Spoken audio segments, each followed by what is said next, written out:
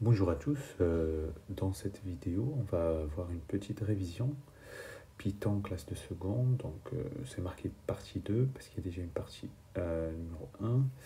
Alors dans cette vidéo on va voir donc trois exercices sur les trois différentes boucles, donc la boucle if, la boucle for et la boucle while. Donc le premier exercice, donc, comme vous voyez, on vous donne un programme, donc c'est une fonction ici, et donc on vous pose des questions, donc on verra dans la correction. L'exercice 2, on vous dit expliquer puis tester l'algorithme suivant avec des valeurs qu'on a données ici, donc voilà. Et puis l'exercice 3, donc c'est un exercice, on vous dit on considère la fonction suivante qui affiche le nombre de billets de chaque sorte distribués par un DAB et pour une somme n d'argent. Et puis on vous pose des questions dessus. Alors là, vous avez remarqué, là, donc il y a la boucle while, là il y a la boucle for, et puis là il y a la boucle if. Ok, alors c'est parti. Donc par moment, je vais basculer pour écrire sur le logiciel Python un peu et voir ce que ça donne. Alors donc ici, donc l'exercice 1, donc on a une fonction qui s'appelle divisible, on définit une fonction qui s'appelle divisible, et qui va avoir pour paramètre n, donc un argument. Et donc, on va, donc la première ligne, on teste if n pourcentage 5 égale 0. Ceci permet de faire quoi? Il faut savoir en Python, n pourcentage 5, ça donne le reste dans la division euclidienne de n par 5. Donc à cette ligne, on teste si le reste dans la division euclidienne de n par 5 égale 0. On sait très bien mathématiquement, ça signifie si n est divisible par 5. Si c'est le cas, bah, m c'est n divisé par 5. Si ce n'est pas le cas, bah, m va prendre la valeur 0. Et donc, on renvoie la valeur de m. D'accord? Et donc, si on exécute ce programme, on va, et en testant avec les valeurs 25, 3, moins 12, on a un résultat. Mais on peut le faire mathématiquement. Donc, si n est 25, est-ce que n est divisible par 5? Oui. Donc, m, ça prend 25 divisé par 5, qui est égal à 5. Vous voyez? N égale 3, est-ce que c'est divisible par 5? Non. Donc, m ici égale 0. N égale moins 12, est-ce qu'il est divisé par 5? Non. Donc, n égale 0. Vous voyez? Alors après, on va voir dans les autres où il faut saisir. Donc là, il s'agissait d'expliquer le programme et de l'exécuter. Donc le programme numéro 2, donc on va utiliser une boucle for. Donc tout d'abord, on va faire from random, import randint. Donc la fonction randint, c'est de la contraction de random et integer. C'est pour un entier aléatoire entre deux valeurs précises. On définit donc une fonction qui s'appelle d et qui a pour paramètre n. Donc après, on va définir une variable qui s'appelle nombre de 6. Au départ, c'est égal à 0. Vous avez compris, en fait, ce programme, il va calculer, on va lancer un d n fois, et on va calculer le nombre de 6 qui vont apparaître. Alors, on fait une boucle for i in range n, donc c'est le nombre de lancers, on répète n fois, et on teste. If, donc le résultat envoyé par la fonction randint 1, 6, donc ça envoie un entier aléatoire de 1 à 6, donc 1 ou 2 ou 3 ou 4 ou 5 ou 6. Si le résultat de cette fonction c'est égal à 6, donc le test d'égalité avec 2 égale 2 points, le nombre de 6 il va augmenter de 1. Voilà. Et donc à la fin de l'exécution, on renvoie le nombre de 6. D'accord? Donc là, on vous a demandé d'exécuter ce programme et de regarder pour des valeurs. Donc on va importer le programme. Donc révision test 2. Donc là, on va faire le test. Donc from random import étoile, non, randint. Ok. Alors, voilà. Il faut faire attention avec Python, donc c'est un peu... Donc def n 2 points. Je vais l'appeler juste nb, hein, pas nombre de 6. C'est pas grave. For i, donc i in range. Parenthèse, donc n, 2 points. If, donc randint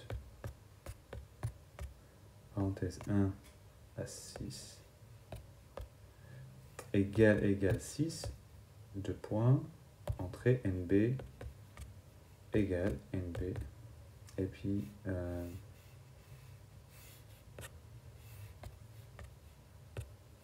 plus. Et après, à la fin, je fais return NB. Alors, je vous invite à remarquer quand même, donc le return, il est aligné avec la première ligne, vous voyez. Parce qu'à l'intérieur du for, il y a encore une boucle if, il y a encore l'indentation, il faut faire très attention. Donc là, j'ai respecté toutes les consignes, j'exécute, là, c'est bon, et je fais D, là en bas, dans la console, en fait, je fais D, parenthèse, je fais 100, entrée. Donc là, ça a lancé que pour 100 lancés, j'ai eu 21, 6. Alors, bizarrement, si je refais D, parenthèse 100, il se peut que je tombe sur un autre nombre. Voilà, 14. Pourquoi? Parce que c'est de l'aléatoire, donc à chaque fois, il y a un truc, quoi. Si je fais encore D, parenthèse 500, entrée, vous voyez, il y a 86. Ainsi de suite. Allez, on va continuer. Donc, pour le troisième exercice, donc on a cette fonction. On va peut-être rester en plein écran. Donc, on considère la fonction suivante qui affiche le nombre de billets de chaque sorte distribués par un DAB pour une somme n d'argent. Alors, on va expliquer étape par étape. Donc, on définit une fonction qui s'appelle DAB, qui a pour paramètre n, qui est la somme d'argent. Et on teste if n pourcentage 10, point d'exclamation égale 0. Donc ça fait quoi?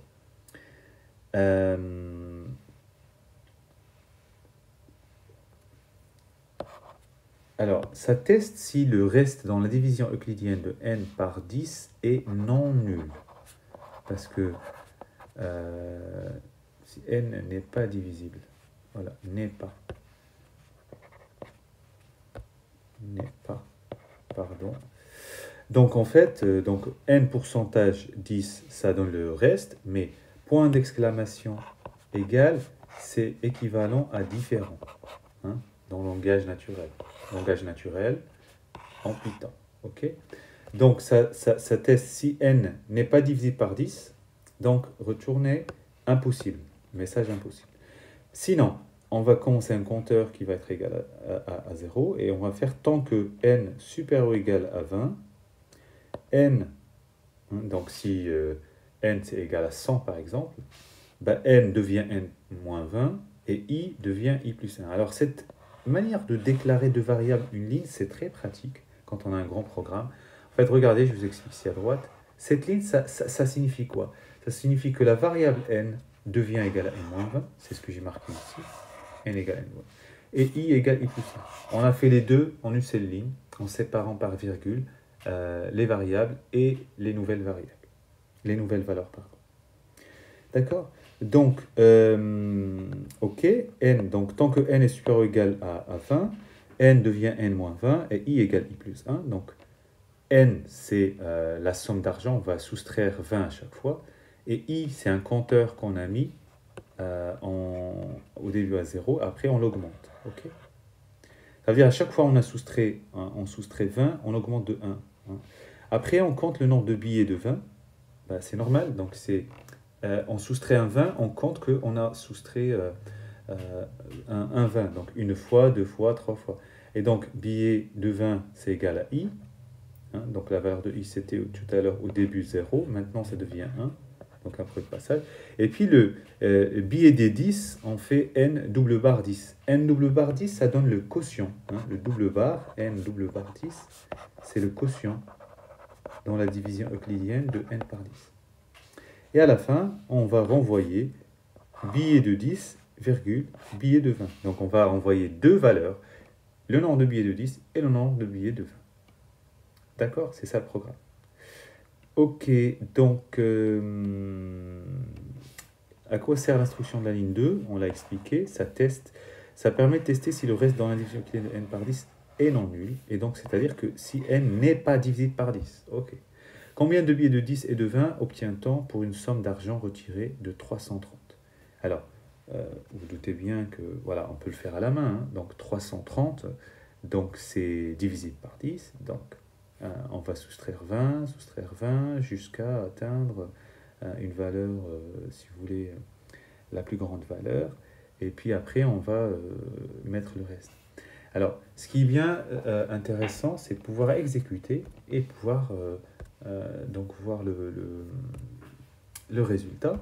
Donc ici, on définit la fonction def, on va l'appeler dab, comme ils ont fait, parenthèse, n. Donc l'idée de cette vidéo de révision aussi, c'est de vous montrer aussi à bien exécuter, écrire un programme et bien l'exécuter, obtenir les résultats. D'accord? Alors n pourcentage 10 point d'exclamation égale à donc 0, 2 points, entrée, on fait return. Alors impossible, c'est un message, donc il faut qu'il soit entre guillemets, donc impossible. Impossible. Alors, c'est un peu bizarre ce truc. Voilà, donc il me fallait ça. Ok.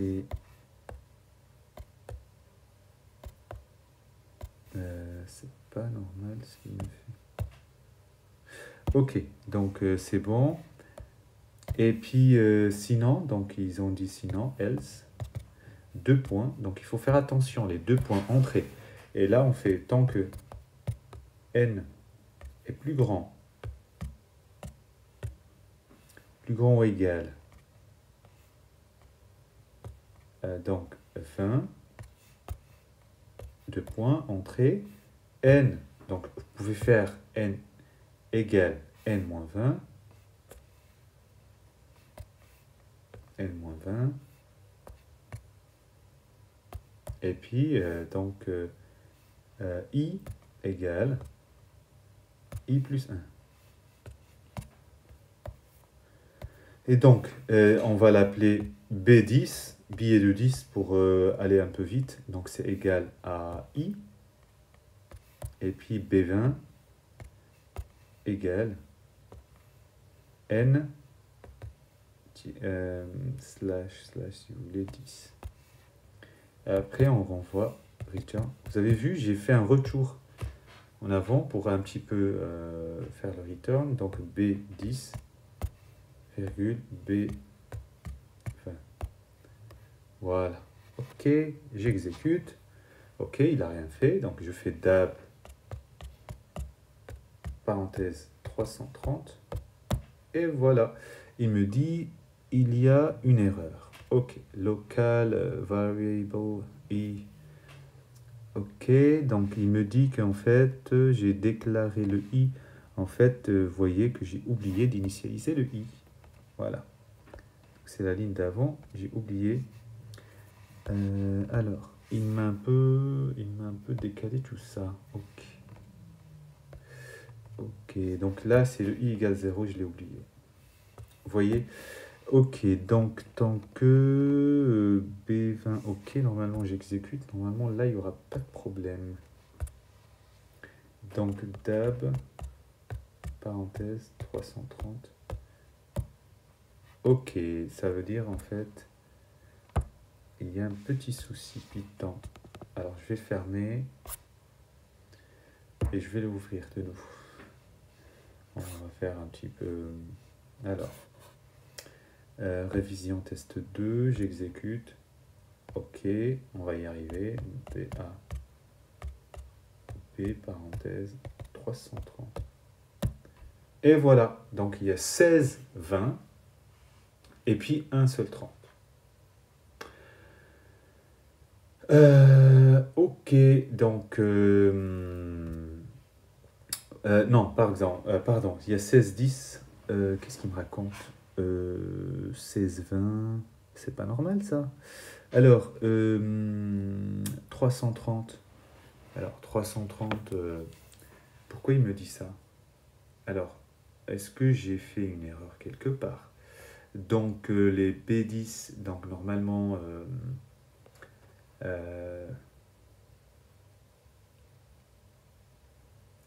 non, c'est plutôt 16, 20. et un 10. Hein, parce que si vous voulez, 16 fois, 16 fois 20, ça fait 320 plus 10. Alors, et pourquoi j'ai 16 plus 1? Est-ce que j'ai fait une boulette?